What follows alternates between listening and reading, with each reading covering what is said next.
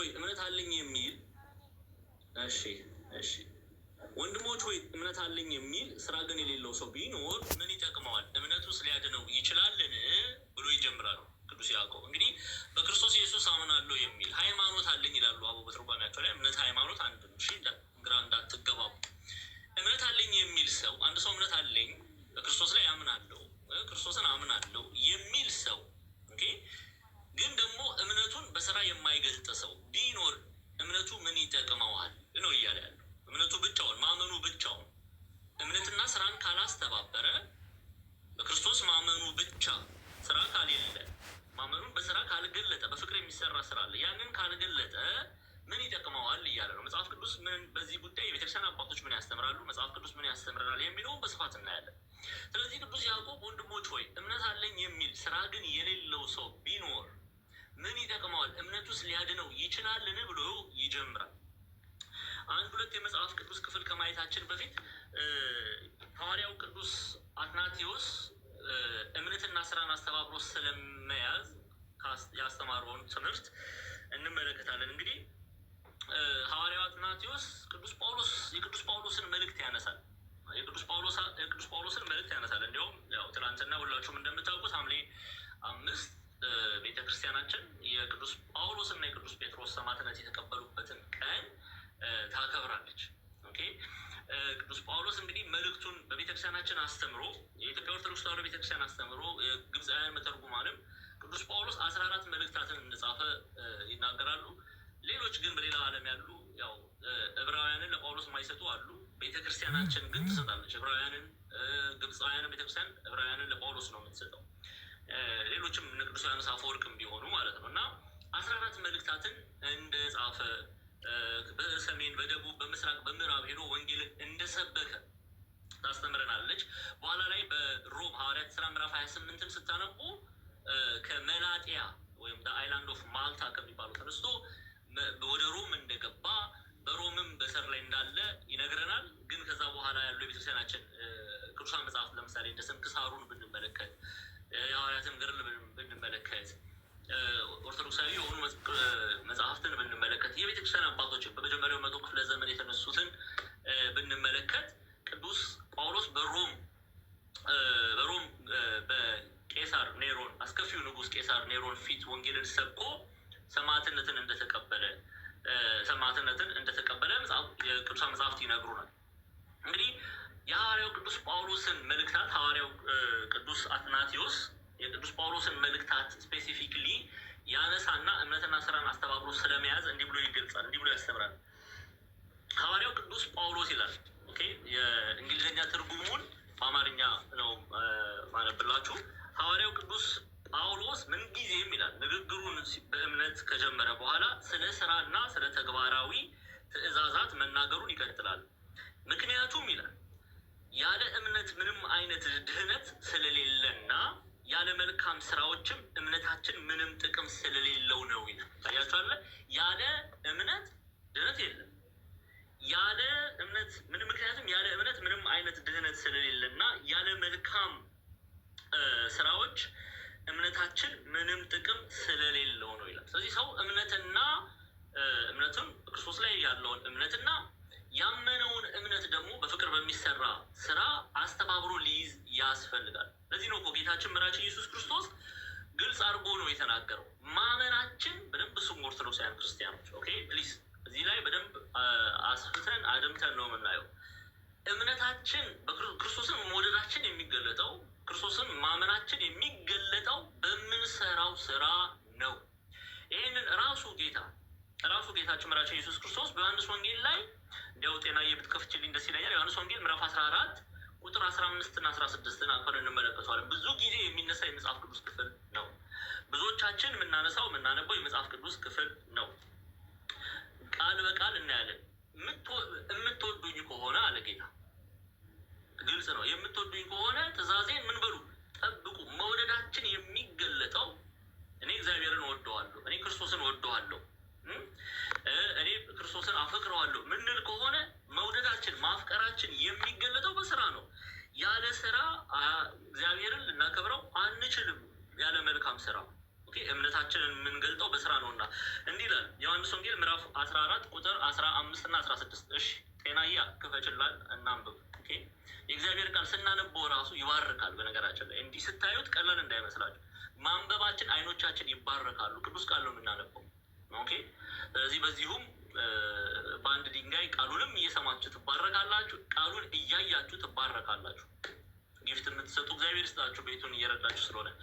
እሺ ቁጥር 16 ላይ ነው ይልኝ ጤናዬ 16 ብትወዱኝ አለ። ይኸው ጌታ ነው የተናገረው። ብትወዱኝ ምን አድርጉ አለ? ትእዛዜን ጠብቁ። መውደዳችን እርሱም መውደዳችን የሚገለጠው ትእዛዙን በመጠበቅ ነው። አምነናል ግን ብለን ትእዛዙን ማንጠብቅ ከሆነ አንወደውም ማለት ነው። አንወደውም ማለት ነው። እንዲያውም የማያምኑ ኦኬ እግዚአብሔር የሚወደውን መልካሙን ፍሬ የማያፈሩ ከእግዚአብሔር እንዳልሆኑ መጽሐፍ ይናገራል። ቅዱስ ዮሐንስ 5 መጽሐፎችን ጽፏል። ዮሐንስ ወንጌል፣ 3ቱን መልእክታትና ራዕየ ዮሐንስ። በዚህ በሶስተኛ ይቅርታ በዚህ በአንደኛ ዮሐንስ መልእክት ላይ አንድ ጤና እየተከፍችልኛለሽ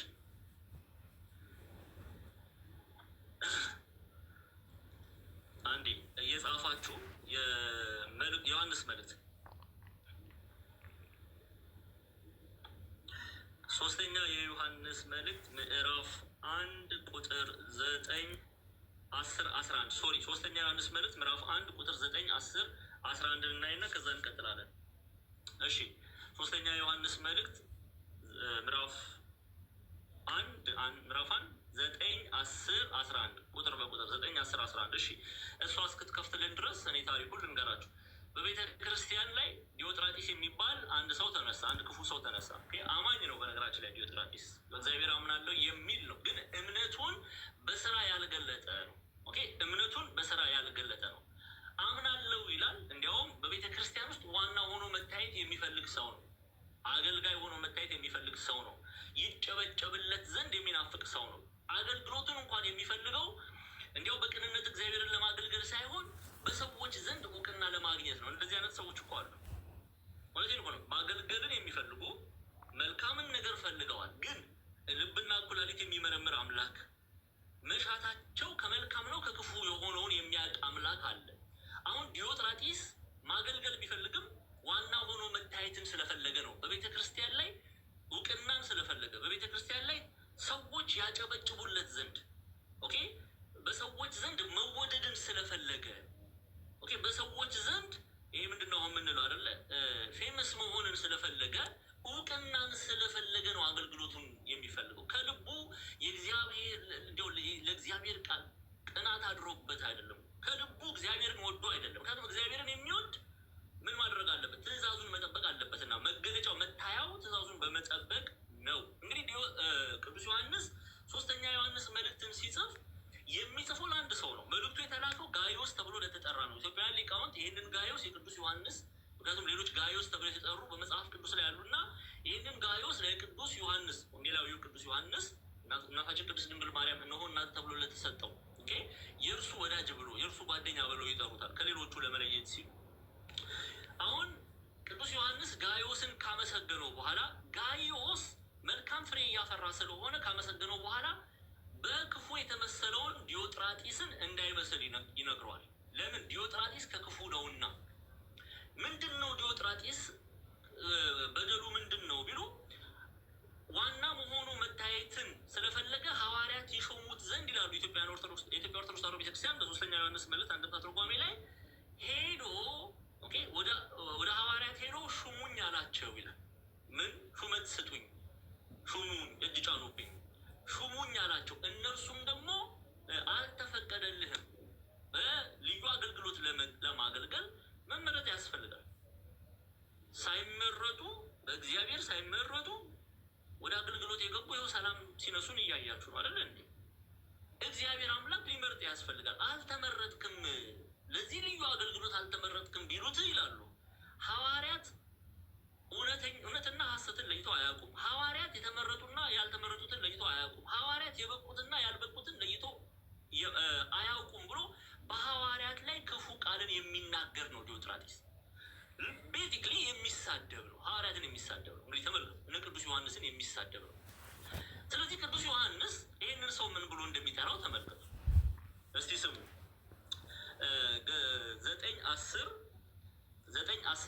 1 እናነበዋለን። እሺ ሶስተኛ ዮሐንስ መልእክት ምዕራፍ 1 ቁጥር 9 10 11 ወደ ቤተ ክርስቲያን ጻፉ አለ። ቅዱስ ዮሐንስ ነው የሚናገረው። ይሄ ወዴት ጻፉ አለ? ወደ ቤተ ክርስቲያን ጻፉ። ህብረቱ አቅሌሲያ የቤተ ክርስቲያን የሚለው ህብረቱ ነው፣ የክርስቲያኖችን ህብረት። አሁን ወደ ቤተ ክርስቲያን ጻፍኩ ቅዱስ ዮሐንስ ወደ ቤተ ክርስቲያን ጻፍኩ፣ ዳሩ ግን ዋናቸው ሊሆን የሚወድ ዲዮጥራጢስ አይቀበለንም ማለት እንዴ? ጎበዝ፣ የሐዋርያትን ትምህርት ሳንቀበል እንዴት አገልጋይ ልንሆን እንችላለን? ይቻላል እንዴ? ቅዱስ ዮሐንስ የጻፈውን መልእክት አልቀበልም ብለን እኛ አገልጋዮች ልንሆን እንችላለን? እስቲ መልሱልኝ። አሁን የድፍረታችን ጥግ አገልጋይ የሆንን አለን። ቅዱስ ዮሐንስ ወንድሙን የሚጠላ ነፍሰ ገዳይ ነው ይለናል። ይሄ የቅዱስ ዮሐንስ መልእክት ነው። የቅዱስ ዮሐንስ መልእክት ብቻ አይደለም፣ የክርስቶስ መልእክት ነው። ቅዱስ ዮሐንስ መልእክቱን ሲጽፍ ከየትም አላመጣው፣ ቁጭ ብሎ ከተማረው ከአምላካችን ከመድኃኒታችን ከኢየሱስ ክርስቶስ ነው። ወንድሙን የሚጠራ ነፍሰ ገዳይ ነው፣ እግዚአብሔርንም አያውቅም እያለ ያስተማረ ቅዱስ ዮሐንስ ነው። እርሱን ያስተማረ ማን ነው? ጌታችን መድኃኒታችን አምላካችን አባታችን ኢየሱስ ክርስቶስ ነው። ስለዚህ ቅዱስ ዮሐንስ ያስተማረውን ትምህርት አልቀበልም ብሎ ገፍቶ ወንድሙን እየጠላ እህቱን እየጠላ ሰው ሰባኪ ቢሆን፣ ሰው ዘማሪ ቢሆን፣ ሰው በክህነት አገልግሎት ቢያገለግል፣ በቅዳሴ አገልግሎት ቢያገለግል፣ በልዩ ልዩ የቤተክርስቲያን ውስጥ አገልግሎት ቢሰማራ ቅዱስ ዮሐንስን ሳይቀበል እንዴት መልካም እምነት አለኝ ሊል ይችላል? አይችልም። ለዚህ ነው ቅዱስ ዮሐንስ ምን አለ? ወደ ቤተ ክርስቲያን ጻፉ፣ ዳሩ ግን ዋናቸው ሊሆን የሚወድ ዲዮጥራጢስ አይቀበለንም። ስለዚህ ያለ ቀጥይ ቁጥር 10 ላይ ከፍ ከፍ እያልሽት ያ ስለዚህ እኔ ብመጣ በእኛ ላይ በክፉ ቃል እየለፈለፈ የሚያደርገውን ስራውን አሳስባለሁ። ምኑን? ግብሩን፣ ክፉ ግብሩን ነው ቅዱስ ዮሐንስ ለቤተ ክርስቲያን እየተናገረ ያለው። በእኛ ላይ በክፉ ቃል እየለፈለፈ ሐዋርያትን ይሳደብ ነበርና ዲዮጥራጢስ። ጎበዞች አማኝ ነኝ እኮ ይላል፣ አምኛለሁ እኮ ይላል፣ ግን እምነቱን በስራ ያልገለጠ ነው። በክፉ ግብሩ የታወቀ ነው ዲዮጥራጢስ። ስለዚህ በእኛ ላይ በክፉ ቃል እየለፈለፈ የሚያደርገውን ስራውን አሳስባለሁ። ይህም ሳይበቃው አለ ቅዱስ ዮሐንስ እርሱ ራሱ ወንድሞችን አይቀበልም፣ ሊቀበሏቸውም የሚወዱትን ከልክሎ ከቤተ ክርስቲያን ያወጣቸዋል። እኛን አይቀበልም፣ ወንድሞች የሚሉት አገልጋዮችን አይቀበልም፣ ምዕመናንን የሚገፋ ነው። እርሱን ዋና ብሎ የማይመለከት ለእርሱ የማያጨበጭብ ሁሉ የእርሱ ጠላት ነው፣ የዲዮጥራጢስ ጠላት ነው። ፍቅር የለውም፣ ለወንድሞች ፍቅር የለውም፣ ለሐዋርያት ፍቅር የለውም። ግን በቤተ ክርስቲያን ውስጥ አማኝ ነኝ ብሎ ዋና ሆኖ መታየትን ይፈልጋል። ዛሬ ላይ ዲዮጥራጢስ ካህን ሊሆን ይችላል፣ ጳጳስ ሊሆን ይችላል፣ ዘማሪ ሊሆን ይችላል፣ ካህን ሊሆን ይችላል፣ ሰባኪ ሊሆን ይችላል፣ ምዕመን ሊሆን ይችላል። አሉ ብዙ ዲዮጥራጢሶች ወንድሞቻቸውን እያሳመሙ እያስለቀሱ እየበደሉ ጎብለል የሚሉ ረጃጅም ቀሚስ አድርገው አሉ ዲዮጥራጢሶች። ታዲያ ቅዱስ ዮሐንስ ምን ብሎ አስተማረ?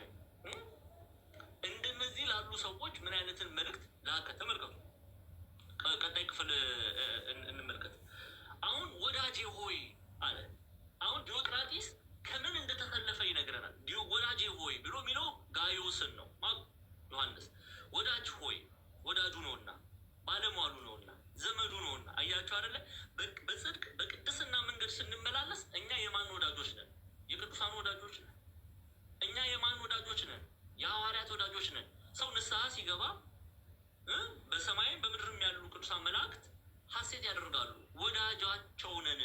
የእግዚአብሔርን ቃል ስናከብር ደስ ይላቸዋል። የአምላካቸውን ቃል ስናከብር ቅዱስ ሚካኤልን ማስደሰት የምንችል ከሆነ በጣም ቀላል ነው ንስሐ መግባት፣ ስጋ ወደሙን መቀበል፣ ክርስቶስ የሚወደውን ነገር ማድረግ። ተመልከቱ፣ ቅዱሳን ጻድቃን፣ ሰማዕታት እኛ ከክርስቶስ ቃል ውጪ ራዳር እንደማያውቀው አይሮፕላን እየበረርን እነሱን እናስደስታለን፣ የእነሱ ባለሟል ሆነን እንጠራለን ማለት ቅዠት ነው። አይሆንም።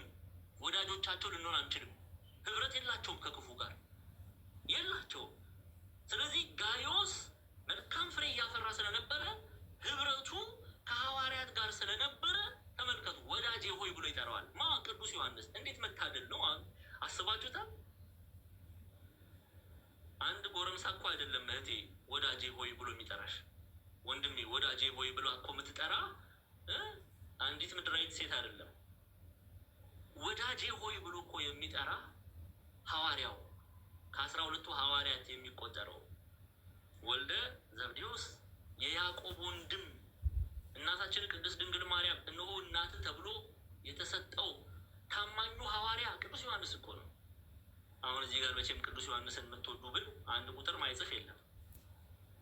ታዲያ እንዲያው በቅዱስ ዮሐንስ ወዳጅ ተብላችሁ መጠራትን አትሹም?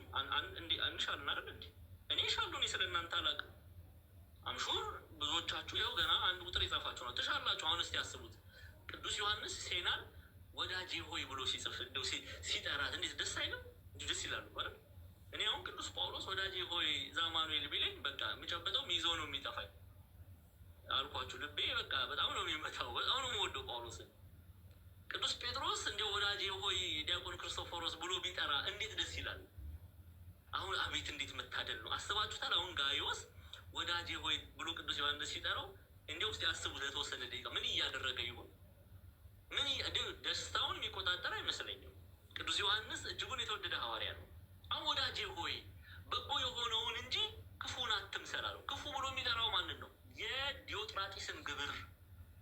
ዲዮጥራጢስ ከክፉ ነው ያለውና ዲዮጥራጢስ እምነትን ከስራ ጋር አላስተባበረም እና የቆመበትን መንገድ ክፉ እያለ ይጠራዋል ቅዱስ ዮሐንስ። ስለዚህ ወዳጅ ሆይ በጎ የሆነውን እንጂ ክፉን አትምሰል። በጎ የሚያደርግ ከእግዚአብሔር ነው፣ ክፉ የሚያደርግ ግን እግዚአብሔርን አላየውም ይላል። 4 ነጥብ።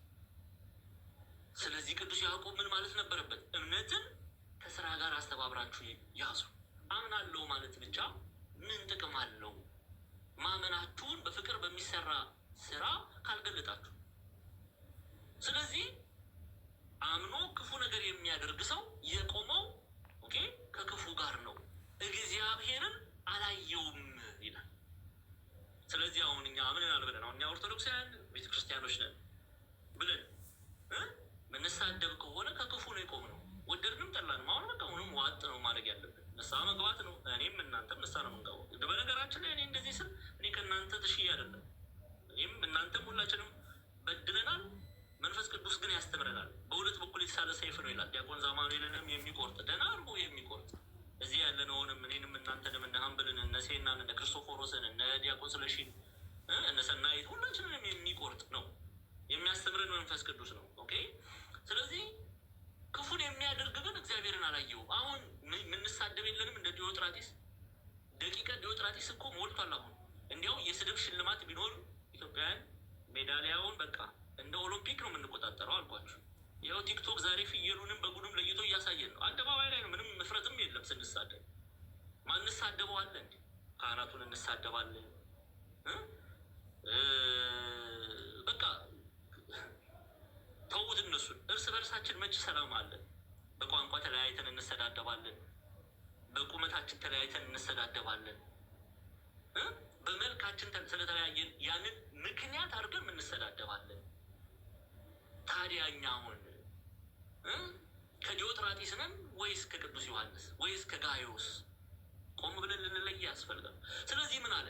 ክፉን የሚያደርግ ግን እግዚአብሔርን አላየውም አለ። እንግዲህ አሁን እኔ ማን ነኝ ወይስ እናንተ እነማን ናችሁ? ቅዱስ ዮሐንስ ክፉ የሚያደርግ በእግዚአብሔር ቃል እውነት የማይመላለስ ጽድቅን የማያደርግ እምነትን ከስራ ጋር የማያስተባብር፣ ምክንያቱም አምኖ በክርስቶስ አምኖ መልካም ፍሬ የማያፈራ ከክፉ ነው ካለ እኔና እናንተ አይደለንም ብለን ልንናገር የምንችል እነማንን? እግዚአብሔርን አላየውም ማለት ማን ነው? እግዚአብሔርን ያላየው ዲዮጥራጢስ። ጉድ እኮ ነው። አሁን ዲዮጥራጢስ አስቡት፣ ዋና ነኝ ብሎ ነው ቤተክርስቲያን ራሱን ያቆመው። ግን ያለው ቅዱስ ዮሐንስ ተረጋጋ፣ አንተ እግዚአብሔርን አላየኸው። በቃ ዛሬ ዋና ነኝ ብለው በየሚዲያው ጉድ እኮ ነው፣ በየዩቲዩቡ እየተቆጣጠሩ አሉ አይደለ? ክርስቲያን ነን የምትሉ እናንተ ደግሞ በስማም የኦርቶዶክስ ምናምን የምትሏቸው ጉድ እኮ ነው። አታውቁትም እግዚአብሔርን እያላቸው ነው ቅዱስ ዮሐንስ። አላያችሁትም እግዚአብሔርን። ለምን? የታለ በእምነት የሚሰራው ስራ? የታለ በፍቅር የሚገለጠው ክርስቶስን መውደዳችን? የታለ የሚሰራው? የታለ ንስሐ ስንገባ አንታይም? ስጋ ወደሙን ስንቀበል አንታይም? እኛ የምንታየው ስንሳደብ እንጂ ስንመርቅ አይደለም። ሰውን ስናጽናና አይደለም።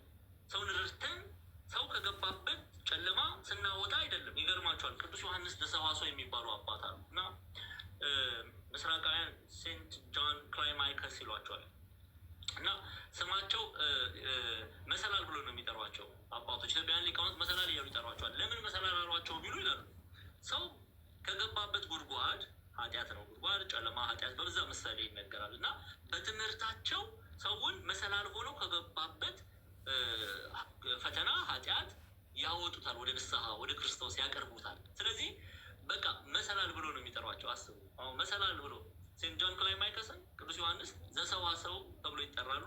መሰላል እየተባሉ ነው የሚጠሩት እና መሰላል የተባሉበት በትምህርታቸው ብዙውን ሰው ከኃጢአት አውጥተዋልና።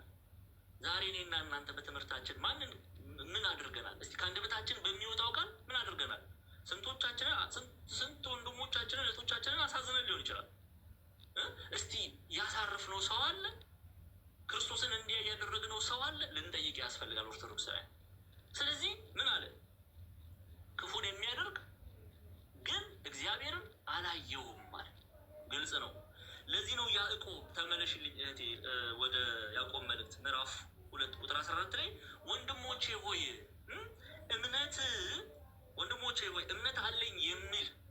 እምነት አለኝ የሚል ስራ ግን የሌለው ሰው ቢኖር ምን ይጠቅመዋል? እምነቱስ ሊያድነው ይችላልን ብሎ ይጠይቃል። እምነት ከስራ ነጥለን ልናይ አያስፈልግም። በነገራችን ላይ ቅዱስ ጳውሎስ በእምነት እድናችኋል ሲል ስራ አያስፈልግም እያለ አይደለም። እምነት ብሎ ቅዱስ ጳውሎስ የሚጠራው ስራን ያቀፈ ነው። ቤተክርስቲያንም እኮ ትላለች በእምነት ድነናል ትላለች። እምነት ስትል ግን በውስጡ ምን አለ? መልካም ስራ ያለውን እምነት ነው የምትናገረው። ያዕቆብ ደግሞ ግልጽ አድርጎ ይናገረናል። እምነትና ስራን አስተባብራችሁ ያዙ ይላል። ያዕቆብና ጳውሎስ አልተጣሉ። ያዕቆብና ጳውሎስ አንድ ወንጌል ነው የሚሰብኩት፣ የክርስቶስን ወንጌል ነው የሚሰብኩት። እነሱ ተስማምተው የክርስቶስን ወንጌል ለእኛ ሰብከውልን አልፈዋል። እኛ ዛሬ እዚህ የምንበላላ ብዙ ሰዎች አለን። ስራ የሌለው እምነት የሞተ ነው። ይህንን ልናውቅ ያስፈልጋል። እስቲ አንድ ሁለት የመጽሐፍ ቅዱስ ክፍል እንዲያው ቅዱስ ዮሐንስም አልበቃንም ካልን እንጨምርና እናያለን። እስቲ ማቴዎስ ወንጌል ምዕራፍ 7ን ክፈሽልኝ። ማቴዎስ ወንጌል ምዕራፍ 7 ቁጥር 21 እና 23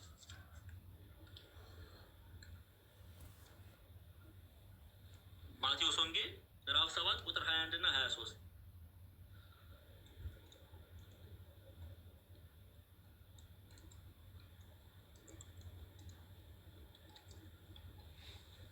ቶሎ ከችል ይኸው ጌታ መድኃኒታችን ኢየሱስ ክርስቶስ የተናገረው በሰማይ ያለውን የአባቴን ፈቃድ የሚያደርግ እንጂ አለ። በሰማይ ያለው የአባቴን ፈቃድ የሚያደርግ እንጂ ጌታ ሆይ የሚለኝ ሁሉ መንግስተ ሰማያት የሚገባ አይደለም። እንዴ ምን እያለን ነው ጌታችን መድኃኒታችን ኢየሱስ ክርስቶስ? ይሄ እኮ በትንሣኤ ዘጉባኤ ነው ጎበዝ፣ በትንሣኤ ዘጉባኤ ነው የተናገረ። እግዚአብሔር ለፍርድ በሚመጣበት ጊዜ ብዙዎች ምን ይሉታል? ጌታ ሆይ እንዲህ አላደረግንም በስምህ እንዲህ አላደረግንም ይላሉ። እሺ አንድ ደቂቃ ጠብቁኝ። አንዴ ቻርጅ ላድርግ፣ አንዴ ሊዘጋብኝ ነው። አንድ ደቂቃ ጠብቁኝ፣ መጣሁ። እስከዛ ጤና ሼር አስደርጊ። እሺ አንዴ ሁላችሁም ሼር አድርጉ። አንዴ መምህር እስኪመለሱ ድረስ አንዴ አፍጥኑት። ሼሩን 10 ሺህ እናስገባው።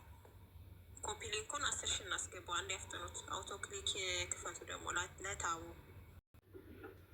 እንግዲህ ጎበዞች አደራችሁን ኮፒ ሊንክ አድርጉልን። እሺ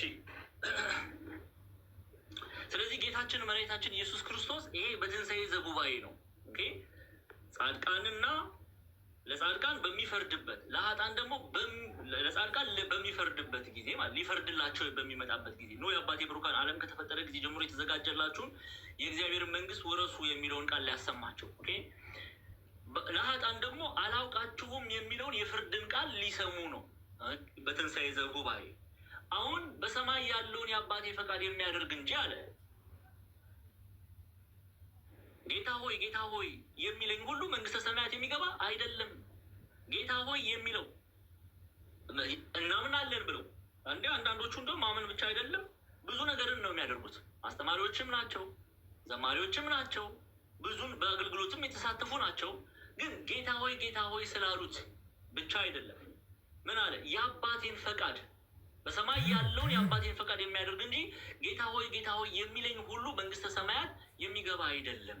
ለዚህ ነው ቤተክርስቲያን ኦርቶዶክሳዊቷ ቤተክርስቲያን ለምዕመኗ እምነትን ከስራ ጋር አስተባብራችሁ ያዙ የምትለው። ማመን መልካም ነው፣ በፍቅር የሚሰራ ግን ስራ አለ ኦርቶዶክሳውያን። ስለዚህ እምነትና ስራን ልንነጣጥላቸው አይገባም። አቅፈን ልንይዛቸው ያስፈልጋል። ሰው አሁን ዲያቆን ዘማሪል በክርስቶስ ያምናል ከተባለ ማመኔ በምንድን ነው ገልጠው? በምሰራው ስራ።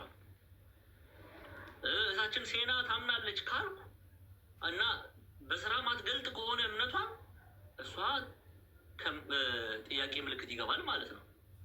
እምነቱ ማመኗ ብቻ ምን ይጠቅማታል እያለ ነው ያዕቆብ። ግልጽ ነው አይደለም? እስቲ እንዲያው ቅዱስ ዮሐንስ ይህንን ክፍል እኔ በጣም ደስ የሚለኝ የመጽሐፍ ቅዱስ ክፍል አለ። በተለይ በዚህ ዘመን ላሉ መናፍቃን ራሱ ቅዱስ ዮሐንስ ይመልሳል። በአንደኛ ዮሐንስ መልእክት ላይ አንደኛ ዮሐንስ መልእክትን ክፈችልኝ ጤናዬ፣ ምዕራፍ 3 ቁጥር 10 ተመልከቱ ምን እንደሚል። ምዕራፍ 3 ቁጥር 10 ላይ ይህን ጥቅስ ቤተክርስቲያናችን ብዙ ጊዜ ትጠቀመዋለች። ይህ እምነትና ስራን አስተባብሮ ስለመያዝ ስታስተምር ግልጽ አድርጎ ነው የሚያስቀምጠው። እስናሪ ሮኬት ሳይንስ ጎበዞች ተመልከቱ። የእግዚአብሔር ልጆች አለ። አሁን የእግዚአብሔር ልጆችንና የዲያብሎስ ልጆችን ሊለይ ነው ቅዱስ ዮሐንስ። የእግዚአብሔር ልጆችና የዲያብሎስ ልጆች በዚህ የተገለጡ ናቸው አለ። በዚህ የተገለጡ ናቸው፣ በዚህ እናውቃቸዋለን ነው የሚለው። እሺ ጽድቅን የማያደርግና በደንብ ስሙ። ምን የማያደርግ? ጽድቅን የማያደርግና ወንድሙን የማይወድ ሁሉ ከእግዚአብሔር አይደለም ማለት ጉድ እኮ ነው። እየሰማችሁ ነው? ታዲያ መለያው ምንድን ነው? በሚሰራው ስራ በሚያደርገው ግብር። ስለዚህ የእግዚአብሔር ልጆችና የዲያብሎስ ልጆች በዚህ የተገለጡ ናቸው። ጽድቅን የማያደርግና ወንድሙን የማይወድ ሁሉ ከእግዚአብሔር አይደለም ይላል። እኛ እኮ እንማራለን ግን አናስተውልም። ከእግዚአብሔር ነኝ ካልኩ እኔ ዲያቆን ዘማሪል ከእግዚአብሔር ነኝ ካልኩ ንስሐ ልገባ ያስፈልጋል። አባቴን መምሰል አለብኝ አይደል እንዴ? ልጅ ከሆንኩ ልጅ ማንን ነው መምሰል ያለበት? አባቱን ነው መምሰል ያለበት። አባቱ የሚወደውን ነገር ገንዘብ ማድረግ መቻል አለበት። ስለዚህ ቅዱስ ጳውሎስ እንደተናገረው ነው በአንደኛ ቆሮንቶስ መልእክቱ ምዕራፍ 11 ቁጥር 1 ላይ ለግሪክ በደቡባዊ ግሪክ አካያ አውራጃ ላለችው ቤተክርስቲያን ሲጽፍላቸው ምንድን ነው ያለው? እኔ ክርስቶስን እንደመሰልኩ እኔን ምሰሉ ሲል ምን እያሉ ነው ቅዱስ ጳውሎስ? ክርስቶስ የወደደውን የተመለከተውን መንገድ እንደተመለከቱ እናንተም ክርስቶስ የሚወደውን የቃሉን እውነት ጠብቁ፣ ተላበሱ፣ እርሱን ምሰሉ ነው። በምን ነው የምንመስለው እንዴ? በክርስቶስ እሱ ከቶ ኃጢአት አላደረገም። ጋድ ፎርቢድ ይላል ዮሐንስ አፈወርቅ ሎቱ ስብሐት። አያቆም ኃጢአት፣ ንጹህ ነው በባህሪው። እሱ የጽድቅ ምንጭ ነው። ልጆቹም ደግሞ እርሱ የወደደውን ሊወዱ ይገባል። መንፈሳዊ ፍሬን ማፍራት መቻል አለባቸው። ከተስመኑ አለ ምን ከሆናቸው አለ ቅዱስ ዮሐንስ አፈወርቅ ክርስቲያን። አንድ ሰው ክርስቲያን ነኝ ካለ በማማመን አለበት፣ በክርስቶስ ማመን አለበት። አማናዊ ክርስቲያን በክርስቶስ ያመነ ነው፣ የክርስቶስ ተከታይ ማለት ነው። ክርስቲያን የሚለው ቃል ራሱ አስቀድሞ በአንጾኪያ በሐዋርያት ሥራ ምዕራፍ 11 ቁጥር 26 ላይ ነው ይህ ክርስቲያን የሚለውን ስያሜ እንኳን የተላበሱት።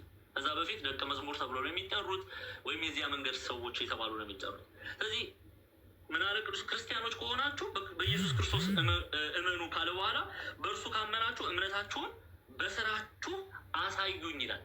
በማን ካመናችሁ? በክርስቶስ ካመናችሁ እምነታችሁን በምን አሳዩኝ? በስራችሁ አሳዩኝ ይላል። ስለዚህ እምነትና ስራን አስተባብረን ልንይዝ ያስፈልጋል።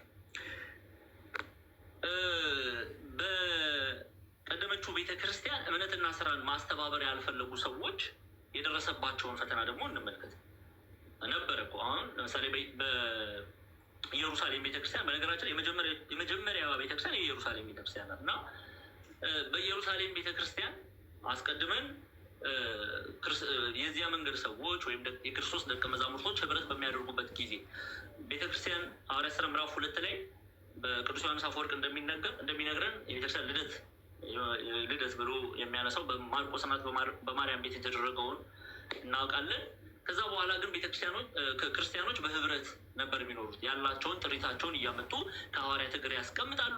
ሐዋርያት ያንን ባርከው ጸልየው ተካፍለው እየበሉ አምላካቸውን እያመሰገኑ እምነትን ከስራ ጋር አስተባብረው ይኖሩ ነበር በኢየሩሳሌም ቤተክርስቲያን። የሚገርማችሁ ነገር የእግዚአብሔር ኃይል በእነሱ ላይ ተገልጦ ነበረ። ሞገስ ነበራቸው፣ ውበት ነበራቸው። እግዚአብሔር ከነሱ ጋር ነበርና። ግን በዛች ቤተክርስቲያን እምነትና ስራን ያላስተባበሩ ሁለት ሰዎች ተገኙ። እስቲ ሐዋርያት ሥራ ምዕራፍ 5 እንመልከት። ሐናንያ፣ ሰጲራ ታሪኩን እናየዋለን። አንዴ ክፈችልኝ ጤናዬ። ሐዋርያት ሥራ ምዕራፍ 5 ቁጥር 1 ጀምረን እንመልከት። ስሙ እንግዲህ እንዲህም አለ ለካ ብለን እንድናልፍ ይረዳናል። እሺ ተጋርጊው አንዴ። ሐናንያም የተባለ አንድ ሰው ሰጲራ ከተባለች ከሚስቱ ጋር መሬት ሸጠ ይላል። ሐናንያ የተባለው ሰው ሰጲራ ከተባለች ሚስቱ ጋር ምን አደረገ? መሬት ሸጠ። እነዚህ ሰዎች አማኞች ናቸው። ኦኬ፣ የሚያምኑ ናቸው። ማመን ብቻ አይደለም፣ ንብረታቸውን፣ ሀብታቸውን፣ መሬታቸውን የሸጡ ሰዎች ናቸው። ለምንድን ነው የሸጡት የሚለውንም የሐዋርያት ሥራ ጸሐፊ ቅዱስ ሉቃስ ይነግረናል። ስሙ ሐናንያ የተባለ አንድ ሰው ሰጲራ ከተባለች ከሚስቱ ጋር መሬት ሸጠ። ሚስቱም ደግሞ ከፍ እያልሽ ጤና ሚስቱም ደግሞ ስታውቅ ከሽያጩ አስቀረና እኩሌታውን አምጥቶ በሐዋርያት እግር አጠገብ አኖረው። ጴጥሮስም ጴጥሮስ ሐናንያ ሆይ መንፈስ ቅዱስን ታታልና ከመሬት ሽያጭ ታስቀር ዘንድ ሰይጣን በልብህ ስለምን ሞላሃል? ጴጥሮስ ይህንን እንዲህ ስለምን አወቀ? እግዚአብሔር አምላክ ገልጦለት። ኦኬ፣ እግዚአብሔር አምላክ ገልጦለት ሐናንያ፣ ሰጲራ በቤታቸው ሆነው ያደቡትን ደባ እግዚአብሔር አምላክ ገልጦለታል። ስለዚህ ሐናንያ ሐዋርያትን ለመሸወድ መሬት ሸጠ፣ እኩሌታውን ለራሱ አስቀረ፣ እኩሌታውን ይዞ መጣ፣ በሐዋርያት እግር አጠገብ አስቀመጠው። ከዛ ጴጥሮስ ተመለከተውና ጴጥሮስ ተመልክቶት ሐናንያ ሆይ መንፈስ ቅዱስን ታታልና ከመሬቱ ሽያጭ ታስቀር ዘንድ ሰይጣን በልብ ስለምን ሞላ አለው። አሁን ቀጥሎም ይለዋል፣ ሳትሸጠው ያንተ አልነበረምን? ከሸጥኸውስ በኋላ በስልጣንህ አልነበረምን?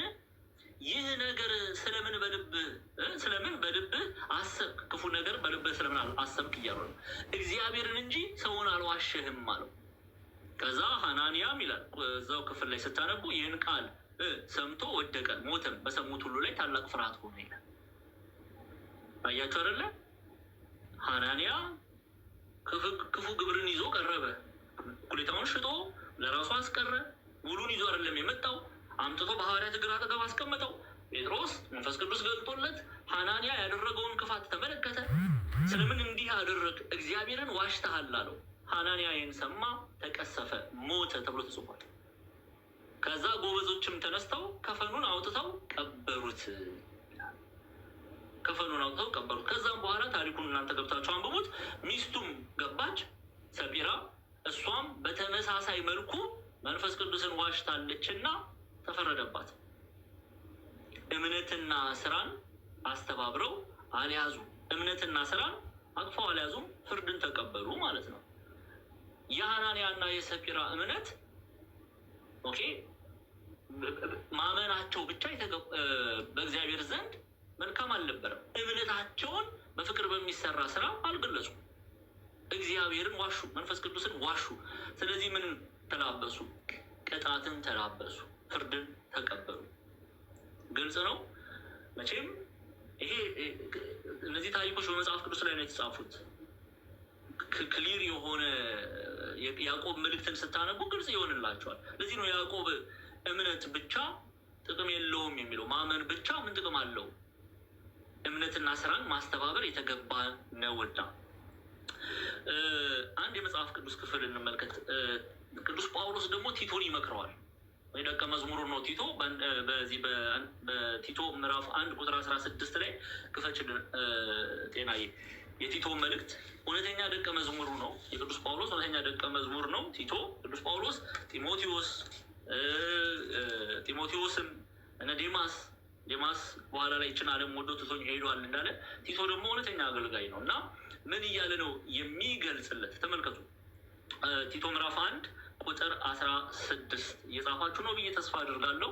እግዚአብሔርን እንዲያውቁ በግልጥ ይናገራሉ ደግሞ አለ። አሁን ሲመክረው እግዚአብሔርን እንዲያውቁ በግልጥ ይናገራሉ። አንዳንዶች እግዚአብሔርን እናውቃለን ይላሉ፣ አንዳንዶች ይሰብካሉ፣ አንዳንዶች ያስተምራሉ፣ አንዳንዶች ይዘምራሉ፣ አንዳንዶች ይቀድሳሉ። አንዳንዶች ይናገራሉ ስለ እግዚአብሔር ግን እግዚአብሔርን እንዲያውቁ በግልጥ ይናገራሉ ካለ በኋላ ዳሩ ግን የሚያጸይፉና የማይታዘዙ ለበጎ ስራም ሁሉ የማይበቁ ስለሆኑ በስራቸው ይክዱታል አለ። ይሄ ያዕቆብ መልእክትን ካልከደደልን ካላሰረልን አስረግጦ ካልነገረን ምን ሊሆን ነው? እንግዲህ ቅዱስ ጳውሎስ ነው የቲቶ መልእክትን የጻፈው። በነገራቸው ኢትዮጵያውያን ሊቃውንት ብቻ አይደሉም፣ ምስራቃውያን ቤተክርስቲያን አባቶች የሚስማሙበት እውነት ነው። ኢቨን ዕብራውያንን እንኳን ቅዱስ ጳውሎስ ነው የጻፈው በቤተክርስቲያናችን፣ በግብጽ ቤተክርስቲያንም ቅዱስ ዮሐንስ አፈወርቅም እንዳስተማሩት። በቲቶ መልእክት ላይ ግን ሁሉም የሚስማሙበት ነው። አይደለም ምስራቃውያን ቤተክርስቲያን አባቶች፣ ምዕራባውያን ሁሉ ሲያቀሩ የቲቶን መልእክት ለጳውሎስ ነው የሚሰጡት። ቅዱስ ጳውሎስ እንግዲህ ሮሜን የጻፈው ቅዱስ ጳውሎስ ይሄንን የጻፈው እሱ ነው። ታዲያ ቅዱስ ጳውሎስ በእምነት ድናችኋል ሲል ስራ አያስፈልግም እያለ ነው? ጎበዝ፣ እንደው አንዱ መልእክት ላይ ሌላ ነገር አንዱ መልእክት ላይ ሌላ ነገር ሊጽፍልን ይችላል? አይችልም። ሐዋርያው ቅዱስ ጳውሎስ ምንድን ነው ያለው? እግዚአብሔርን እንዲያውቁ በግልጥ ይናገራሉ። እግዚአብሔርን እናውቃለን የሚሉ ሰዎችን ነው የሚናገሩ። ዳሩ ግን የሚያጸይፉና የሚለው ምን ግብራቸው ነው? የሚያጸይፍ ግብር፣ ክፉ ግብራቸው። ተሳዳቢዎች ናቸው፣ አንዳንዶቹ ረጋሚዎች ናቸው። በተለይ በዚህ ዘመን አሁን ቅዱስ ጳውሎስ ይህን ጉድ የዚህ ዘመን ጉድ እንዲሁ አስባችሁታል? በዚህ ዘመን በስጋ ቢኖር ቅዱስ ጳውሎስ ስንት መልእክት ነው የሚጽፍልን? ስንት መልእክት። በተለይ ለእኔና ለእናንተ ኢትዮጵያ ቤተክርስቲያን ማይጽፈው ጉድ የለም። ኤኒዌይስ እግዚአብሔርን እንዲያውቁ በግልጥ ይናገራሉ። ዳሩ ግን የሚያጸይፉና የማይታዘዙ ለበጎ ስራም ሁሉ የማይበቁ ስለሆኑ በስራቸው ይክዱታል። እግዚአብሔርን እናውቃለን ብለው ቢናገሩ፣ እግዚአብሔርን እናውቃለን ብለው ቢሰብኩ፣ እግዚአብሔርን እናውቃለን ብለው ቢቀድሱ፣ እግዚአብሔርን እናውቃለን ብለው ሽማግሌዎች ቢሆኑ ማለትም በምዕመናን ላይ ተሾሙ ብሎ የተረጉመዋል አንድምታ ትርጓሜው አገልጋዮች ማለት ነው ቢሆኑ፣ ምዕመናንም ቢሆኑ እግዚአብሔርን እናውቃለን በ40 ቀን በ80 ቀን ተጠምቀናል ብለው የሚመላለሱ ቢሆኑ በስራቸው ግን ይክዱታል። ለካ በስራ እግዚአብሔርን መካድ አለ። በስራ እግዚአብሔርን ምን ማለት መካድ ነው አይደለ? ለዚህ ነው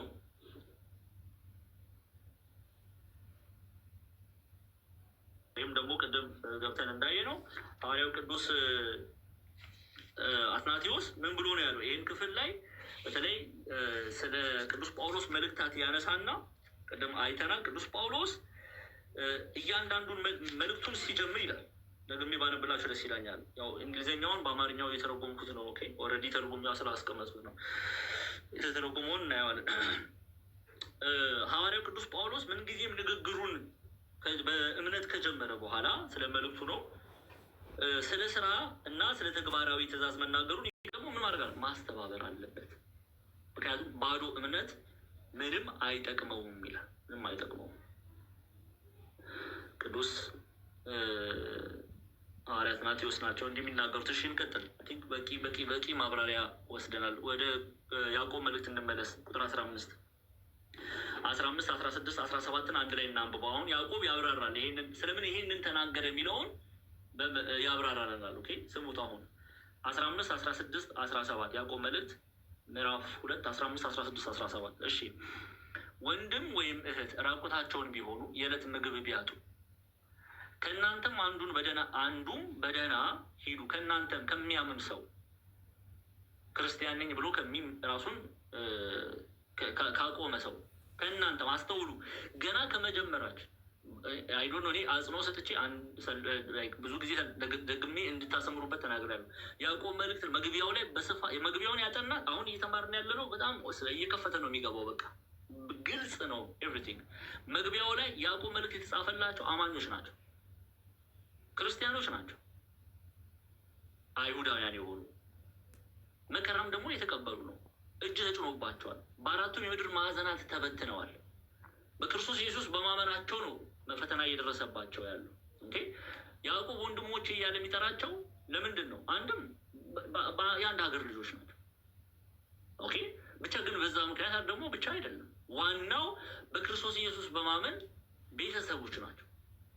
ለምሳሌ እኔም ዲያቆን ክርስቶፎሮስም ዲያቆን ስለሺም እህታችን አምብልም ሰኒም ሀኒም ጤና ሁላችንም አንድ ቤተሰብ ነን። በክርስቶስ ኢየሱስ አካል ላይ ብልቶች ነን፣ ቤተሰብ ነን። ኦኬ ወንድሜ ነው ዲያቆን ክርስቶፎሮስ፣ ዲያቆን ስለሺ ወንድሜ ነው። ከአንድ እናትና ከአንድ አባት አይደለም የተወለድነው፣ በእምነት ግን ወንድሜ ነው።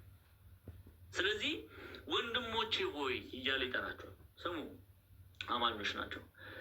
ከእናንተም ወንድም ወይም እህት ራቁታቸውን ቢሆኑ የዕለት ምግብንም ቢያጡ ከእናንተ አንዱን በደህና ሂዱ፣ እሳት ሙቁ፣ ጥገቡም ቢላቸው ለሰውነት ግን የሚያስፈልጉትን ባትሰጧቸው ምን ይጠቅማቸዋል? ይጠቅማቸዋል? ሰው የተራበ ሰው መንገድ ላይ አግኝታችሁ ሂድ ብላ፣ እዛ ጋር እኮ እንዲህ የሚባል ሬስቶራንት አለ፣ ይገርመሃል ያላቸው። አሁን ጾም ተፈቷል አይደለ? እንደ ልቤ መናገር እችላለሁ። ይገርማቸዋል። እዛ የሚገርም እኮ ነው ክትፎ ያለው። ይሄ ሰው እኮ መንገድ ላይ አግኝታችሁት በጣም ርቦታል እና እናንተ በልታችሁ ጠጥታችሁ ምናምን ወጣችሁና ይህን ሰው አገኛችሁት። ይሄ እዚህ ጋር ያለው ምግብ ቤት ይታያል ትሉታላችሁ። አዎ፣ በስመ አብ ምግባቸው በለው። እኔ አሁን እኮ እዛ በልቼ ነው የመጣሁት።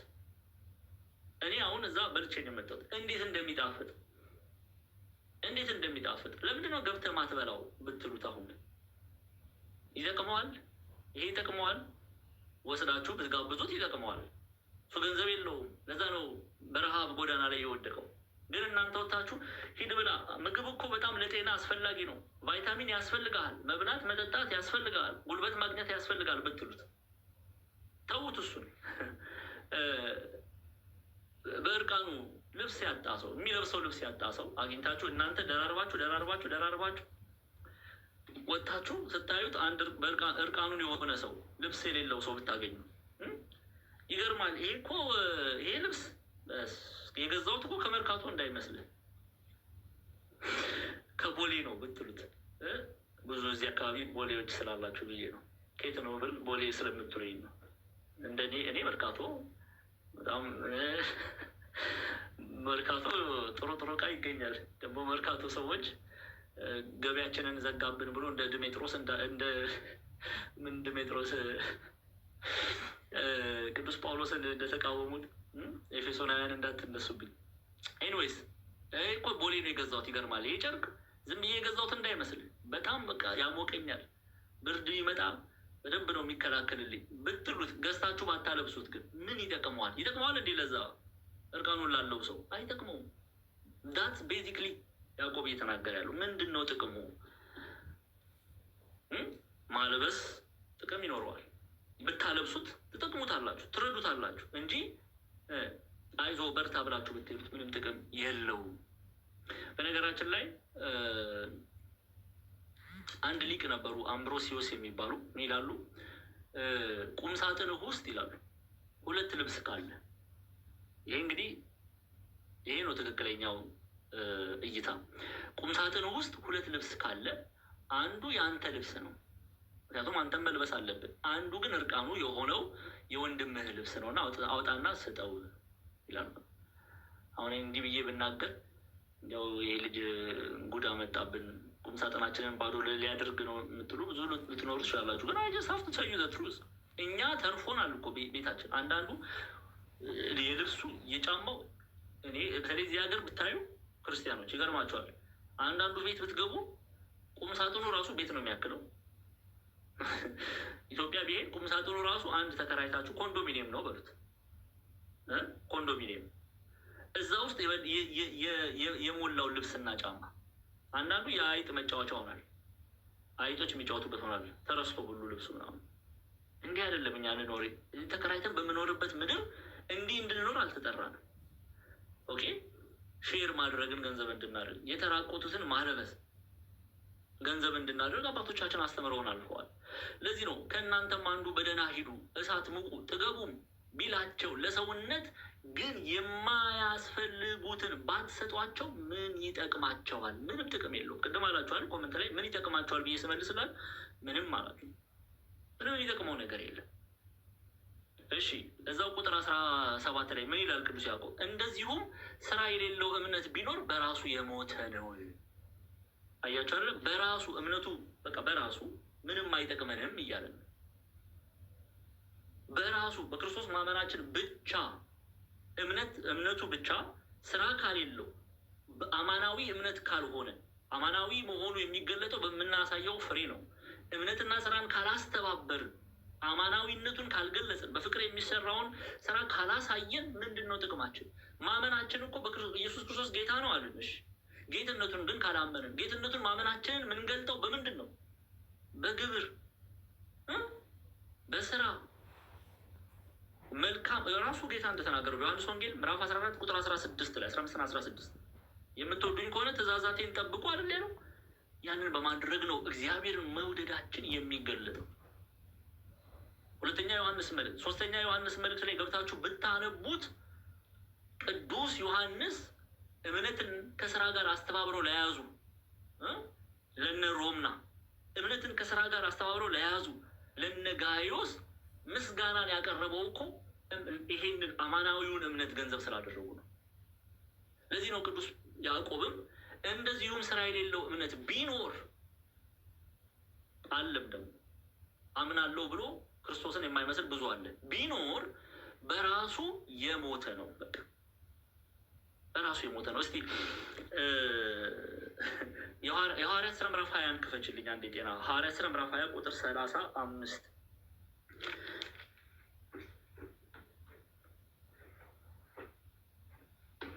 ሐዋርያት ሥራ ምዕራፍ 20 ቁጥር 35 ላይ ነው። አንዴ ላሳይ፣ ይህን ክፍል እናንብበው። የያዕቆብን መልእክት ግልጽ ያደርግልናል።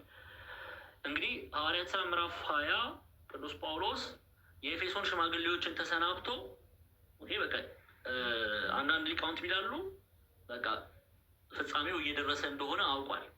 መጨረሻ ላይ ግን ከተሰናበታቸው በኋላ ቁጥር 35 ላይ ልክ ተለይቷቸው ከመሄዱ በፊት የነገራቸው ቃል አለ። ምን አለ? እንዲሁም እየደከማችሁ አለ፣ ተመልከቱ፣ ድውዮችን ልትረዱ እርሱ ራሱ ከሚቀበል ይልቅ የሚሰጥ ብፁዕ ነው እንዳለ የጌታን ኢየሱስን ቃል ልታስቡ ይገባችሁ ዘንድ በሁሉ አሳየኋችሁ ይላል። ለምን? እግዚአብሔር የሚወደው መስዋዕት ይሄ ነዋ። ዝም ብሎ ሂድ ብላና ጠጣ፣ ሂድ እረፍት አድርግ ማለት አይደለም። የተቸገሩ ሰዎችን መርዳት ከኛ ይጠበቃል። አማናዊ እምነት ይሄ ነው። ክርስቶስን የምንወድ ከሆነ ክርስቶስ ያስተማረውን መተግበር አለብን። የተቸገሩ ሰዎች እርዱ ካለ መርዳትና ማሳየት መቻል አለብን። እማንረዳ ከሆነ በክፉ ግብራችን እንገለጣለን፣ አባታችንን አልመሰልንምና። እና የጌታን የኢየሱስ ቃል ልታስቡ ይገባችሁ ዘንድ አሳየኋችሁ አለ። ምን ማለት ነው አሳየኋችሁ? ቅዱስ ጳውሎስ ይላሉ አበው ትርጓሜ። ኦኬ፣ በኤፌሶን ሳለ እጆቹን ተጠቅሞ መስበክ ብቻ አይደለም፣ ማስተማር ብቻ አይደለም። የቅዱስ ጳውሎስ አገልግሎት በኤፌሶን ብቻ አይደለም፣ በሌላውም ክፍል ስትመለከቱ እርሱ እያገለገለ እያገለገለ ወንጌል እየሰበከ ቀን ወንጌል እየሰበከ ማታ እየሰራ አገልግሎቱን ይደግፍ ነበር። የራሱን አገልግሎት ይደግፍ ነበር። ያ ብቻ አይደለም፣ የተቸገሩ ሰዎችን ይረዳል፣ የተራቡ ሰዎችን ያበላል፣ የያዕቆብን መልእክት ይፈጽም ነበር፣ የተጠሙ ሰዎችን ያጠጣ ነበር፣ የኢየሱስ ክርስቶስን ቃል ይጠብቅ ነበረ። ለምሳሌ ተሰሎንቄን ብታዩ ሐዋርያት ሥራ ምዕራፍ 17 ላይ ቅዱስ ጳውሎስ በተሰሎንቄ ገብቶ ወንጌል ብቻ አይደለም የሰበከው፣ ታታሪ ሰራተኛ መሆኑን ሁሉ አሳይቷል። ክርስቲያን እንዴት መኖር እንዳለበት ሁሉ አሳይቷል። ቀን ወንጌል ይሰብካቸዋል። ከዛ ደግሞ ማታ ድንኳን እየሰፋ በሚያገኘው እየረዳ የሚተዳደር ሌሎችንም የሚያግዝ ሐዋርያ ነው። ከዚህም እኮ ነው በቆሮንቶስ መልእክቱ ላይ እኔን ምሰሉ ያለው። የጌታን ቃል የሚጠብቅ ነው። እሱ ጠብቁ ሲላቸው እሱ ጠብቆ ነው የሚያስተምረው የሚያሳየው። የክርስቶስ መሆኑን የሚገልጸው በስራው በግብሩ ነው። እምነትና በፍቅር የሚሰራን ስራ አስተባብሮ እየገለጠ ነው ቅዱስ ጳውሎስ የሚመክር፣ የሚያስተምር፣ የሚጽፍ፣ መልእክቱን የሚያዘጋጅ። ስለዚህ የጌታን ኢየሱስ ቃል ልታስቡ ይገባችሁ ዘንድ በሁሉ አሳየኋችኋል። ታዲያ ሐዋርያት ካሳዩን ቤተክርስቲያን እንግዲህ ቤተክርስቲያን መሰረት የሐዋርያት ትምህርት ነው። ሐዋርያት በትምህርታቸው ያሳዩንን አንቀበልም ብለን ከሐዋርያት ትምህርት ውጪ እንመላለሳለን ብንል እኛ ከክፉ ነው እንጂ የምንመደበው ከጻድቃን ከሰማዕታት ከመልካም ከተባሉት አይደለም። የሐዋርያትን ትምህርት ከጠበቁት ልንመደብ አንችልም። ግብራችን ከሐዋርያት የራቀ እንዴት የእግዚአብሔርን መንግስት ሊወርስ ይችላል? የእግዚአብሔርን መንግስት የሚወርሱ እኮ የጳውሎስን ትምህርት የተላበሱ ናቸው። ደግሞ እኔ አይደለም ያልኩት እራሱ ቅዱስ ጳውሎስ ነው። እስኪ ገላትያ ምዕራፍ 5 ክፈችልኝ ሴናዬ፣ ቁጥር 20 ከቁጥር 19 ጀምሮ እንመልከተው ሙሉ ሀሳቡን እንድንይዝ። የመንፈስ ቅዱስ ፍሬን ያፈሩ ናቸው አይደለም? ያው የሥራ ሥጋም የተገለጠ ነው። እሱም ዝሙት፣ ርኩሰት፣ መዳራት፣ ጣዖት ማምለክ፣ ሟርት፣ ጥል፣ ክርክር፣ ቅናት፣ ቁጣ፣ አድመኝነት፣ መለያየት፣ መናፍቅነት፣ ምቀኝነት፣ መግደል፣ ስካር፣ ዘፋኝነት ይህን የሚመስል ነው። አስቀድሜ እንዳልኩ እንደዚህ ያሉትን የሚያደርጉ የእግዚአብሔር መንግስትን አይወርሱም ማለት። ግን ንስሐ ገብተው ተመልሰው በቅድስና የሚመላለሱ የመንፈስ ቅዱስ ፍሬን የሚያፈሩ እነርሱ የእግዚአብሔር መንግስት ይወርሳሉ። ይኸው እንዲህ ብሎ የሚያስቀምጠው የመንፈስ ፍሬ ግን የመንፈስ ፍሬ የሚለው ይላሉ የመንፈስ ቅዱስ ፍሬ ማለት ነው። የመንፈስ ፍሬ ግን ፍቅር፣ ደስታ፣ ሰላም፣ ትዕግስት፣ ቸርነት፣ በጎነት፣ እምነት፣ የዋሃት፣ ራስን መግዛት ነው። ከኃጢአት መከልከል ራስን መግዛት ነው። እንደዚህ ያሉትን የሚከለክል ሕግ የለም ካለ በኋላ የክርስቶስ ኢየሱስ የሆኑት ስጋን ከክፉ መሻቱና ከምኞቱ ጋር ሰቀሉ። ምን ማለት ነው? ስጋን የኢየሱስ ክርስቶስ የሆኑት ስፔሲፊክሊ ኤክስክሉድ አድርጎ እምነትን ከስራ ጋር ያስተባበሩ እነርሱ የክርስቶስ ኢየሱስ እንደሆኑ ነው የሚነግረን። ግልጽ አለን እንዴ? የክርስቶስ ኢየሱስም የሆኑት እኮ አለ። እሺ እሱን አማናዊ እምነትን ገንዘብ ያደረጉ ስጋን ከክፉ መሻቱና ከምኞቱ ጋር ሰቀሉ። አያቸው አይደለ? እምነትና ስራን አስተባብረው የያዙ ስጋን ከክፉ መሻቱና ከምኞቱ ጋር ሰቀሉ። የኃጢአትን መሻት ሰቀሉ። የተዉ ናቸው ማለት ነው። የተዉ ናቸው። እነዚህ አማናውያን ናቸው። በእውነትም በክርስቶስ የሚያምኑ እነዚህ ናቸው። እምነትና ስራን አስተባብሩ የምትለው ቤተክርስቲያን ስለዚህ ነው። ኦኬ፣ ስለዚህ ነው። ቅድም አይተናል። አንድ መጨረሻ ጊዜ 3ኛ ዮሐንስ ላይ እንመለስ። 3ኛ ዮሐንስ መልእክት ምዕራፍ 1 ቁጥር 11 ላይ ጤና ቶሎ በይ። 3ኛ ዮሐንስ መልእክት ምዕራፍ 1 ቁጥር 11 ግልጽ ነው አይደለ? ይሄ እኮ ምንም ይኸው ቁጥር 11 ላይ አሁን ቅድም ተመልከቱ። እንደዛ ባለ እውነት ከመከረው በኋላ ጋይዮስን ቅዱስ ዮሐንስ እንደዛ ባለ እውነት ዲዮጥራጢስን እንዳይመስል ከነገረው በኋላ ቁጥር 11 ላይ ምን ይላል? ወዳጅ ሆይ በጎ የሆነውን እንጂ ክፉን አትምሰል። እሺ፣ በጎ የሚያደርግ ከእግዚአብሔር ነው። ምን የሚያደርግ? በጎ የሚያደርግ መልካም የሚያደርግ ከእግዚአብሔር ነው። ክፉን የሚያደርግ ግን እግዚአብሔርን አላየውም ብሎ ያስቀምጥለታል። ለዚህ ነው ያዕቆብ ስራ የሌለው እምነት የሞተ ነው የሚለው።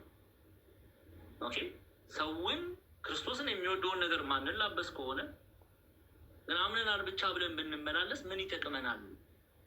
እምነታችን ምን ይጠቅመናል? ክርስቶስን ካልመሰልን፣ አማናዊ እምነትን ገንዘብ ካላደረግን። ምክንያቱም ዲዮጥራጢስን ከመሰልን፣ ዲዮጥራጢስ ምን ጠቀመው? ጠቅሞታል እንዴ? አማኝ ነው። አማኝ ብቻ አይደለም፣ ዋና ሆኖ መታየት የሚፈልግ አማኝ ነው። እምነቱ ግን ምን ጠቀመው? ሐዋርያትን በመሳደቡ ምን የሚያገኘው ነገር አለ? ከእግዚአብሔር መንግስት ይጣላል እንጂ ከእግዚአብሔር መንግስት ይርቃል እንጂ። ትዕቢቱ፣ ክፋቱ ምን ጠቀመው? ከእግዚአብሔር መንግስት ይለየዋል እንጂ። እዚህ ነው ያዕቆብ ምን ይጠቅመዋል የሚለው። ሮምናንም እንመልከት። እስኪ 2ኛ ዮሐንስ መልእክት ላይ አንድ ወደኋላ መለስ በይ ነው። 2ኛ ዮሐንስ መልእክትን ክፈችልኝ ጤናዬ፣ ቁጥር 1፣ 2፣ 3 ተመልከቱ። ሮምና ኦኬ፣ መጽሐፉ ሮምና ይላትም አንድምታ ትርጓሜያችን ነው ሮምና ብሎ የሚጠራት አንዲት ሴት፣ ታላቅ ሴት ይላታል። ትልቅነቷ ምንድን ነው? ልጆቿ መልካም ፍሬ እያፈሩ ነው። ኦኬ፣ እስቲ ተመልከቱ 2ኛ ዮሐንስ መልእክት ምዕራፍ 1፣ 2፣ 3 አብረን እናንብሩ። ቁጥር 1፣ ቁጥር 2፣ ቁጥር 3 ቶሎ በይ። እሺ፣ በእኛ ስለሚኖርና ከእኛ ጋር ለዘላለም ስለሚሆን እውነት አለ። አሁን እውነት ብሎ የሚጠራው ክርስቶስን ነው። ክርስቶስ እኔ እውነት ነኝ ብሏልና እውነትም ነው ክርስቶስ። ቅዱስ ዮሐንስ በአንደኛ ዮሐንስ መልእክት ላይም ህይወት፣ እውነት ብሎ እዚህ ላይ ይጠራል። ህይወት ብሎ ይጠራል ክርስቶስን። ብቻ እውነተኛው መሲህ፣ አማናዊው መድኃኒት፣ እውነተኛው ጌታ ክርስቶስ በእኛ ስለሚኖር ከእኛ ጋር ለዘላለም ስለሚሆን እውነት፣ ስለ ክርስቶስ ስለ እግዚአብሔር ቃል ነው የሚናገረው። ከዛ ቀጠልና እኔ ሽማግሌው አለ በእውነት ለምወዳቸውና እኔ ብቻ ሳልሆን እውነትን የሚያውቁ ሁሉ ደግሞ ለሚወዷቸዋል። ለምንድን ነው እኔ ሽማግሌው አለ? አገልጋይ መሆኑን ሲናገር ነው። የቤተክርስቲያን ሽማግሌ የሚለው ቃል በትርጓሜያችን ላይ በምዕመናን ላይ ተሾመ ብሎ ይተረጉሙታል። መሪ፣ አገልጋይ ብሎ ይተረጉሙታል።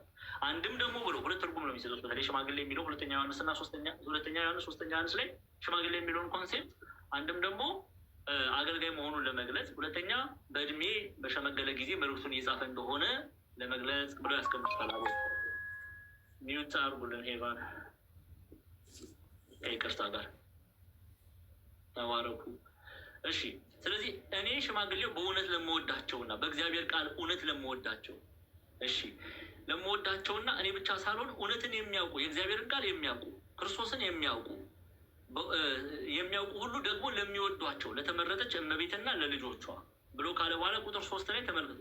ከእግዚአብሔር አብና ከአብ ልጅ ከኢየሱስ ክርስቶስ ጸጋ፣ ምሕረት፣ ሰላም በእውነትና በፍቅር ከኛ ጋር ይሆናሉ አለ። ጸጋ፣ ምሕረት፣ ሰላም ከእግዚአብሔር አብና ከእግዚአብሔር ልጅ ከኢየሱስ ክርስቶስ ይሰጣሉ። የሚሰጡት ግን ምንን ያስተባበሩ ናቸው? ምን ላስተባበሩ ናቸው? ጸጋ፣ የእግዚአብሔር ጸጋ፣ የእግዚአብሔር ምሕረት፣ የእግዚአብሔር ሰላም የሚሰጣቸው ሰዎች ምንን ያስተባበሩ ናቸው?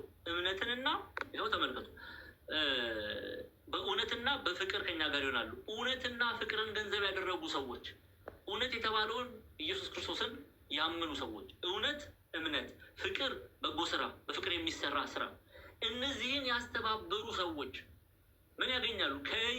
ከእኛ ጋር ይሆናሉ፣ ከሐዋርያት ጋር ይሆናሉ። የእግዚአብሔር ሰላም፣ የእግዚአብሔር ጸጋ፣ የእግዚአብሔር ምሕረት፣ እምነትና ስራን ካስተባበሩት ጋር ይሆናሉ እንጂ እምነትን እናምናለን ብለው በፍቅር የሚሰራን ስራ አውልቀው ለሚጥሉ ምሕረትን ያገኛሉ እንዴ? ጎበዝ ያገኛሉ እንዴ? ምሕረትን የሚሻ ምሕረትን ይሰጣል፣ ይቅር ይላል። ጸጋ እግዚአብሔርን የሚሻ በእውነት መንገድ ይመላለሳል።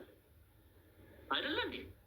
ሰላምን፣ እረፍትን በክርስቶስ ኢየሱስ የሚገኘውን አይምሮን የሚያልፍ ሰላም ልባችሁን አይምራችሁን ይጠብቅ የሚለውን ቃል ገንዘብ ለማድረግ የሚሻ ሰው በእውነት በክርስቶስ አምኖ ይመላለሳል። እኔ አላልኩም፣ ቅዱስ ዮሐንስ ነው ያለው።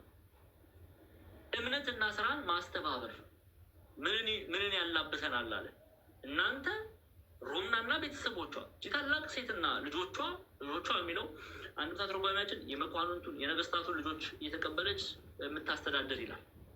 ኦኬ፣ በሯን ቤቷን ከፍታ የምትረዳ ሴት ናት። ታላቅ የተባለችው እንዲያው እድሜዋ ታላቅ ስለሆነ አይደለም። ደግሞ ሴቶች እድሜ አይጠየቅም ማለት ዝም ብሎ በእድሜው አይደለም። ታላቅነቷ በግብሯ ነው።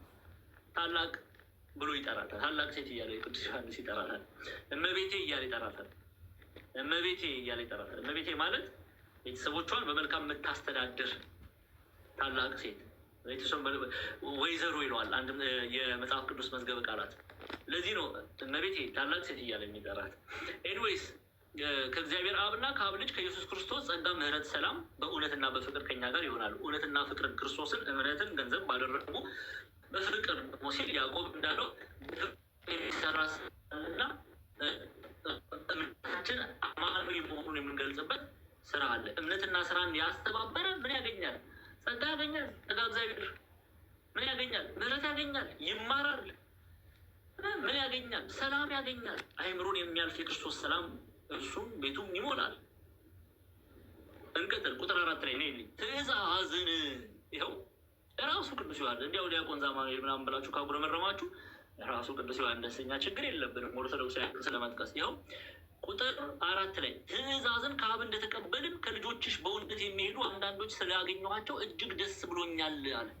ለምንድን ነው ቅዱስ ዮሐንስ ደስ ያለው? ትእዛዝን ከአብ እንደተቀበልን ከእግዚአብሔር የተቀበልነውን ትእዛዝ ሕገ እግዚአብሔርን ጠብቀው የሚመላለሱ አንዳንድ ልጆችሽን ስላገኘኋቸው እጅጉን ደስ ብሎኛል። የሐዋርያት ደስታ እኛ እምነትን ከስራ ጋር መልካም ፍሬ ስናፈራ በዚህ ሐሴት ያደርጋሉ ቅዱሳን። ስለዚህ አሁንም እመቤቴ ይላል ቁጥር 8 ላይ ተመልከቱ። አሁንም እመቤቴ ሆይ እርስ በርሳችን እንድንዋደድ እለምንሻለሁ። ይህቺ ከመጀመሪያው በእኛ ዘንድ የነበረች ትእዛዝ ናት እንጂ አዲስ ትእዛዝን እንደምጽፍልሽ አይደለም። አያችሁ፣ አሁንም ይለምናታል ሚላሉ አቦ ኢትዮጵያውያን ሊቃውንት ግብፃውያን መተርጉማንም ቅዱስ ዮሐንስ የሚለምናት ተመልከቱ። ሐዋርያት የሚለምኑን በመልካሙ ግብራችን እንድንቀጥል ነው። ሰውን የምንወድ ከሆነ አሁንም ሰውን የምናፈቅር ከሆነ የእግዚአብሔርን ሕግ ጠብቀን የምንመላለስ ከሆነ ይሄንን ሕግ እስከ ፍጻሜ ቀጥል እንዳታቆሙ እያሉ ይለምናሉ። አሁን ንስሐ ከገባን በቃ በኃጢአት መንገድ እንመላለስም ብለን ንስሐ ገብተን ስጋው ደግሞ ተቀብለን የምንመላለስ ከሆነ ቅዱስ ዮሐንስ አሁን ምን እያለ ነው? ሮምናን በጻፈበት መልኩ እኛንም ይለምን ቀጥሉ፣ በዚህ መልካም ግብር ቀጥይ። እርስ በርሳችን እንድንዋደድ እመቤቴ ሆይ እርስ በርሳችን እንድንዋደድ እለምንሻለሁ። ይህቺ ከመጀመሪያው በእኛ ዘንድ የነበረችው ትእዛዝ ናት። ጌታችን መድኃኒታችን ኢየሱስ ክርስቶስ ያስተማራት ትእዛዝ ናት። ኦኬ እኛ አበው ትርጓሜ ላይ ክርስቶፎሮ ከሰባቱ ዲያቆናት መካከል ቅዱስ ዮሐንስና ከሰባቱ ዲያቆናት መካከል የቅዱስ ዮሐንስ ደቀ መዝሙር የሆነው ጵሮክሮስ ክርስቶፎሮስ ብዬ ነበር ጎበዝ። ጵሮክሮስ ወደ እርሷ ቤት ገብተው ወንጌልን አስተምረዋታል። ስለዚህ ምን እኛ ያስተማርንሽ ክርስቶስ ያስተማረውን ነው። እኛ የመከርንሽ ክርስቶስ የመከረንን ነው። ስለዚህ እኛ ክርስቶስ ባስተማረን እኛ በመከርንሽ ትምህርት እንድትቀጥይ እለምንሻለሁ። ኦኬ በምታሳየው ፍቅር፣ በምታሳየው እንክብካቤ፣ ለቤተ ክርስቲያን በምታሳየው እውነተኛ እምነት እንድትቀጥይ እለምንሻለሁ እያለ አሁን ቅዱስ ዮሐንስ እርሷን ብቻ አይደለም እኔና እናንተንም ይለምነናል። መልካም ነገር ስን አሁን ለምሳሌ ምን መጸውት ከሆነ ይሄ የጌታ ትእዛዝ ነው፣ የጌታ ትምህርት ነው፣ የክርስቶስ ትምህርት ነው። ስለዚህ ወንድሜ ሆይ ወንድሜ ዲያቆን ስለሽው በዚህ ትምህርት እንድትቀጥል እለምንሃለሁ እያለ ሐዋርያት በእውነተኛው መንገድ እንድንመላለስ እንዲህ ባለ ፍቅር ይማጸናሉ። እንዲህ ባለ ፍቅር ይማጸኑናል፣ ለመልካም ነገርን እንድናደርግ በቅድስና እንድንመላለስ። ኦኬ ታብታብ እያደረጋችሁት ጎበዝ። ለዚህ እለምንሻለሁ እያለ ሲጽፍላት እናያለን። እሺ ቁጥር 7 ላይ 7 እና 8 ቶሎ ቤት ጎበዝ። ይኸው እንደ ትእዛዙ እንሄድ ዘንድ ይህ ፍቅር ነው፣ ከመጀመሪያ እንደሰማችሁት በእርሷ ትሄዱ ዘንድ ትእዛዙ ይህች ናት ካለ በኋላ ቀጥይ 8 ብዙ ሐሰቶች በወደ ዓለም ገብተዋልና እነርሱም ኢየሱስ ክርስቶስ በሥጋ እንደመጣ የማያምኑ ናቸው። ይህ ሐሳቹና የክርስቶስ ተቃዋሚ ነው። ቁጥር አሁን የመጨረሻው ከዚህ ክፍል ያለውን እናንብብና እንቀጥላለን። ሙሉ ደሞዝን እንድትቀበሉ እንጂ የሰራችሁትን እንዳታጠፉ ለራሳችሁ ተጠንቀቋል። አያችሁ አይደለም? ሙሉ ደሞዝ እንድትቀበሉ ምን ማለት ነው ቢሉ በትርጓሜያችን አቦብ ይላሉ። ሁለተኛ ዮሐንስ መልእክት 1 ትርጓሜ ላይ ሙሉ ደሞዝ የሚለው እግዚአብሔር አምላክ ለሚወዱት የሰጠውን የተስፋ ቃል እንድትላበሱ። ምንድን ነው ይሄ የተስፋ ቃል? ኑ የአባቴ ብሩካን ዓለም ከተፈጠረ ጊዜ ጀምሮ የተዘጋጀላችሁን የእግዚአብሔር መንግስት ውረሱ የሚለው በማቴዎስ ወንጌል ምዕራፍ 7 ማቴዎስ ወንጌል ምዕራፍ 25 ላይ የተጠቀሰውን በትንሣኤ ዘጉባኤ ጊዜ መንግስተ ሰማያትን የድል አክሊል እንድትቀናጁ፣ ክብርን እንድታገኙ፣ መንግስተ ሰማያትን እንድትላበሱ ምን አድርጉ እያለ ነው። ሙሉ ደሞዝን ያንን ነው ሙሉ ደሞዝ ብሎ የሚጠራው። ከዛ እንድትቀበሉ እንጂ የሰራችሁትን እንዳታጠፉ ለራሳችሁ ተጠንቀቁ አላችሁ። እስካሁን መልካም ነገር ሰርታችሁ በፍቅር ተመላልሳችሁ የእግዚአብሔርን ሕግ ጠብቃችሁ እምነትን ከሥራ ጋር አስተባብራችሁ ይዛችሁ ግን ለፍጻሜ ካልበቃችሁ ብትስቱ፣ ሐሰተኞችን ሰምታችሁ፣ የስህተት አስተማሪዎችን ሰምታችሁ ከእውነተኛው መንገድ ብትርቁ ሙሉ ደሞዝን ገንዘብ አታደርጉም። ለምን? እምነትን ከሥራ ጋር እስከ ፍጻሜ አስተባብራችሁ አልያዛችሁም። እና ምን ይፈጠራል ታዲያ? ቅዱስ ዮሐንስ ያንን የድል አክሊል አትቀናጁ። ያንን የድል አክሊል ለመቀናጀት እምነትን ፍቅር ጋር ከሥራ ጋር አስተባብሮ እስከ ፍጻሜ መጠበቅ፣ ጌታን መጠበቅ ያስፈልጋል። ለዚህ ነው ቤተክርስቲያን ልጆቿን እምነትን ከሥራ ጋር አስተባብራችሁ አንድ አድርጋችሁ እምነት እንኳን ቢል ቅዱስ ዮሐንስ በእምነት ድናችኋል ሲል እዚህ ጋር አማናዊው እምነትን ነው፣ ስራ ያለውን እምነት ነው የሚናገረው። ያንን አስተባብራችሁ እስከ ፍጻሜ ጠብቁ የምትለው እንጂ አምኛለሁ ብለን በኃጢአት ጎዳና ብንመላለስ ሐሰተኞች ነን፣ እውነትም በእኛ ዘንድ የለም፣ እውነት የተባለ ክርስቶስ። ስለዚህ እምነትን ከሥራ ጋር አስተባብረን እንይዝ ዘንድ እግዚአብሔር አምላክ ይርዳን።